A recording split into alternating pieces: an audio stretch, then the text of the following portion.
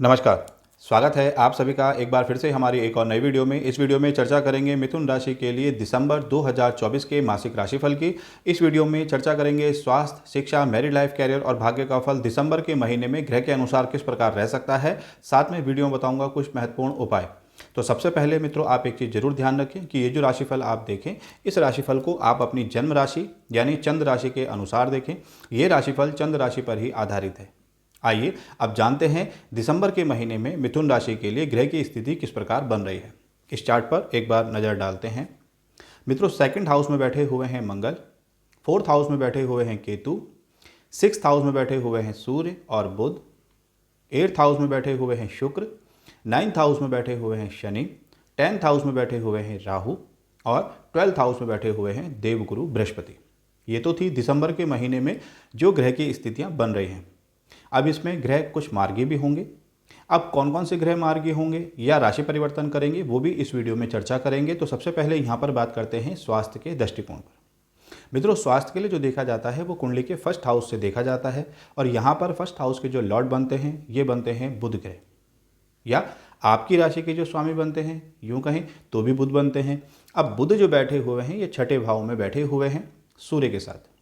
मित्रों, एक चीज़ आपको जरूर ध्यान रखनी चाहिए, जब भी हम कभी चर्चा करते हैं तो उसमें एक बात जरूर कहते हैं कि छठा कुंडली का भाव, आठवां भाव और 12वां भाव थोड़ा कमज़ोर माना जाता है। अब यहाँ पे ग्रह की स्थितियाँ थोड़ा सा कमज़ोर बन सकती हैं, यानी कि लग्नेश के स्वामी जो हैं अब ये छठे भाव में बैठे हुए हैं, तो ये छठा भाव जो है थोड़ा सा कमज़ोर देखा जा सकता है। यानी स्वास्थ्य को लेकर इस महीने आपको थोड़ा सजग रहने की आवश्यकता पड़ेगी।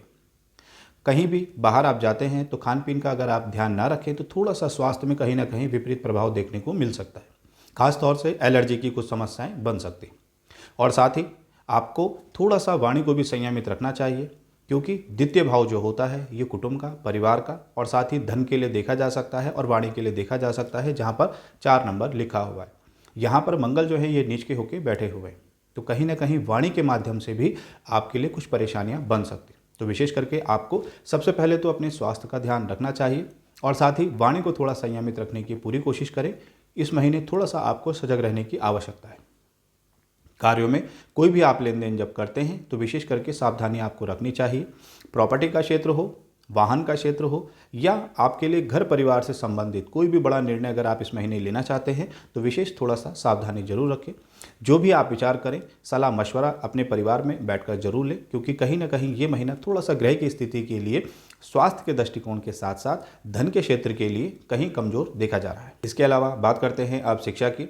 मित्रों, शिक्षा के लिए जो देखा जाता है वो कुंडली के 5th हाउस से देखा जाता है और यहाँ पर 5th हाउस के जो लॉर्ड बनते हैं ये बनते हैं शुक्र ग्रह। पंचम भाव जो है जहाँ पर 7 नंबर लिखा हुआ है, अब इसके जो लॉर्ड बनते हैं ये शुक्र बनते हैं, यानी वीनस बनते हैं। और शुक्र बैठे हुए हैं अभी 8th भाव में, यानी 8वां भाव। जैसे मैं अभी बता ही रहा था कि छठा, 8वां, 12वां जो भाव होता है ये थोड़ा कहीं ना कहीं कमज़ोर माना जाता है। अब पंचम भाव के स्वामी का 8वें भाव में बैठना, अब ये 28 तारीख दिसंबर तक यहीं बैठे रहेंगे। इसके बाद ये राशि परिवर्तन करके नवम भाव यानी भाग्य क्षेत्र में चले जाएंगे। अब नवम भाव में ये मित्र की राशि में जाएंगे और इससे पहले थोड़ी सी स्थिति कहीं ना कहीं कमज़ोर बन रही है, यानी पढ़ाई को लेकर भी इस महीने थोड़ा सा आपको संशय रह सकता है। कोई बड़ा निर्णय अगर आप ले रहे हैं, जैसे मैंने शुरुआत में ही बताया था, तो थोड़ा सा विचार जरूर करें। यानी अगर आप कोई नया कोर्स प्रारंभ करना चाह रहे हैं या आप जो है कहीं बाहर जाकर पढ़ाई करना चाह रहे हैं तो इसके लिए आपको अपने विचारों को दोबारा से एक बार ध्यान जरूर करना चाहिए। जो भी आपने विचार लिया है अपने बड़ों के साथ बैठकर उस पर विचार विमर्श जरूर करें, क्योंकि यहाँ पर कहीं ना कहीं आपको अपने आप से ही मोटिवेट जरूर होना चाहिए। और साथ ही कोई भी ऐसे पारिवारिक सदस्य जो आपको थोड़ा सा आपको सही तरीके से गाइड कर सकें, उनका सानिध्य आप जरूर प्राप्त करें। जो भी आप पढ़ाई को लेकर निर्णय लेने वाले हैं तो उस पर भी उनकी राय जरूर देखें कि वो आपको किस तरीके से गाइड करते हैं, क्योंकि यहाँ पर आपके लिए ग्रह की स्थितियाँ थोड़ा सा कमज़ोर देखी जा रही हैं पढ़ाई को लेकर भी। तो इसके लिए आप कोई भी निर्णय ले रहे हैं तो या आप पढ़ भी रहे हैं तो भी आपको अपने से सीनियर जो भी हैं तो उनका आपको सानिध्य प्राप्त करना चाहिए। पढ़ाई को लेकर यहाँ पर थोड़ी सी स्थितियाँ कमज़ोर देखी जा सकती हैं। बात करते हैं अब मैरिड लाइफ के लिए। मित्रों, मैरिड लाइफ के लिए जो देखा जाता है वो कुंडली में 7th हाउस से देखा जाता है और यहाँ पर 7th हाउस के जो लॉर्ड बनते हैं ये बनते हैं देवगुरु बृहस्पति। देवगुरु बृहस्पति बैठे हुए हैं अभी 12वें भाव में और ये वक्री अवस्था में बैठे हुए हैं, यानी 11th हाउस। लाभिश का भी फल दिखा सकते हैं। तो विशेष करके यहाँ पर स्थिति आपके लिए और आपके पार्टनर के लिए जो बन रही है, आपको इस बात को अब ध्यान से समझना चाहिए। यानी बॉन्डिंग के लिए तो समय आपका अच्छा यहाँ पर देखा जा सकता है, लेकिन कार्य क्षेत्रों की वजह से, यात्राओं की वजह से परिवार में आपके पार्टनर समय कम दे पाएँ, ऐसी संभावना बन सकती है, क्योंकि उनके लिए कार्य क्षेत्रों के माध्यम से यात्राओं के योग यहाँ पर बनते हुए दिखाई दे सकते हैं ग्रह की स्थिति के अनुसार। क्योंकि 7th लॉर्ड जो है ये 12th हाउस में बैठे हुए हैं और 12th हाउस जो है ये यात्राओं का भी कहा गया है। तो यहाँ पर यात्राओं के योग यहाँ पर एक तो देखे जा सकते हैं, साथ ही खर्चों की अधिकता भी रह सकती है। लेकिन इतना जरूर है कि लाभ की संभावना यहाँ पर अच्छी देखी जा रही है, क्योंकि देवगुरु बृहस्पति ये वक्री अवस्था में भी है, यानी 11th हाउस जो लाभ क्षेत्र का है इसकी स्थिति भी बना सकते हैं। और 15 तारीख दिसंबर को सूर्य जो है ये छठे भाव से निकलकर 7th हाउस में आने वाले हैं। तो जैसे ही सूर्य यहाँ पर राशि परिवर्तन करके आएंगे तो आपके लिए यहाँ पर वृद्धि के अच्छे संकेत देखे जाएंगे, यानी आपके कार्य क्षेत्रों में वृद्धि के अच्छे योग देखे जा सकते हैं।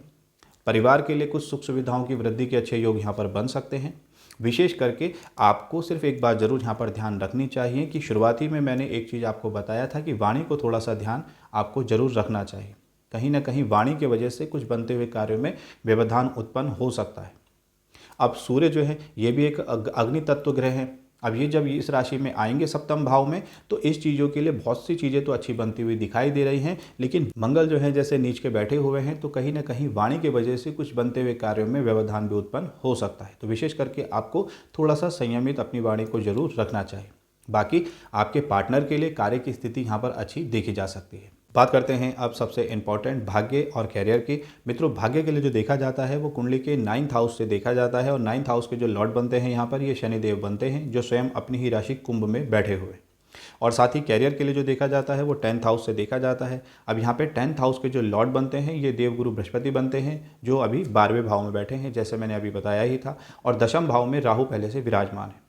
अब यहाँ पर ग्रह की स्थिति को थोड़ा समझने की कोशिश करते हैं।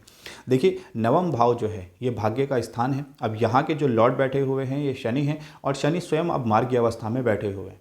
यानी अभी तक जो परेशानियाँ चल रही थी उसमें अब धीरे धीरे सुधार देखने को मिल सकता है, क्योंकि शनिदेव अभी काफ़ी समय से वक्री अवस्था में बैठे हुए थे, अब ये मार्गीय अवस्था में बैठे हुए, तो धीरे धीरे आपको आपकी मेहनत का फल भी दिखा सकते हैं और विशेष करके भाग्य को उन्नत बना सकते हैं। तो सिर्फ आप हार्ड वर्क जरूर करें, मेहनत करें, आपको आपके भाग्य में कुछ ना कुछ परिवर्तन देखने को अब मिल सकता है धीरे धीरे, क्योंकि शनि अब आपको शुभ परिणाम दिखा सकते हैं। और साथ ही अब हम कैरियर की बात करें तो कैरियर के जो लॉर्ड हैं ये बृहस्पति जो हैं ये 12वें भाव में बैठे हैं और ये वक्री अवस्था में बैठे हैं, यानी 11th हाउस, यानी लाभ क्षेत्र का फल भी आपको दिखा सकते हैं। तो विशेष करके आपके लिए लाभ की स्थिति बना सकते हैं, आपकी यात्राओं के अच्छे योग बना सकते हैं। दूरगामी यात्राएं आपके लिए सुखद परिणामदायक बन सकती हैं, आपके आय के क्षेत्र में भी वृद्धि हो सकती है। लेकिन यहाँ पर आपको थोड़ा सा सावधानी जरूर ये रखनी पड़ेगी कि राहु जो है ये आपके 10th भाव में बैठे हुए हैं, यानी कहीं ना कहीं कोई व्यक्ति ऐसे भी आपके लिए रह सकते हैं जो आपके मुंह पर आपके लिए अच्छा बने और कहीं ना कहीं आपके लिए थोड़ा नुकसानदायक कुछ रूपरेखा तैयार कर सकते हैं। तो विशेष करके आपको थोड़ा केयरफुल रहकर कार्य करना चाहिए। सीनियरों से कुछ विवाद की स्थिति भी बन सकती है, तो थोड़ा सा आपको यहाँ पर जहाँ लाभ की स्थिति अच्छी देखी जा सकती है वहीं थोड़ी कुछ बातों को आपको ध्यान जरूर रखना चाहिए। यानी कार्य तो आप पूर्ण रूप से मेहनत के साथ करें, लेकिन थोड़ा सतर्क रहकर करें, थोड़ा अपनी बौद्धिक क्षमताओं को और विकसित करें, अपने कार्य क्षेत्रों में और निखार लाने की कोशिश करें और साथ ही अपने कॉन्फिडेंस को और डेवलप करें। यानी अभी तक थोड़ा सा कहीं ना कहीं कुछ पराक्रम क्षेत्र कमज़ोर देखा जा रहा है। और साथ ही जैसे मैंने शुरुआत में ही आपको एक चीज़ बताई थी कि वाणी के वजह से आप अपने बनते हुए कार्य को कुछ अवरुद्ध कर सकते हैं, तो थोड़ा इन बातों का आपको ध्यान जरूर रखना चाहिए। मित्रों, ये तो थी सभी जानकारियाँ ग्रह गोचर के आधार पर। आइए मित्रों, बात करते हैं अब उपाय की। नित्य मंत्र जाप करें, ओम ब्राम ब्रीम ब्रौम साहा बुद्धाय नमः, इस मंत्र का जाप करें।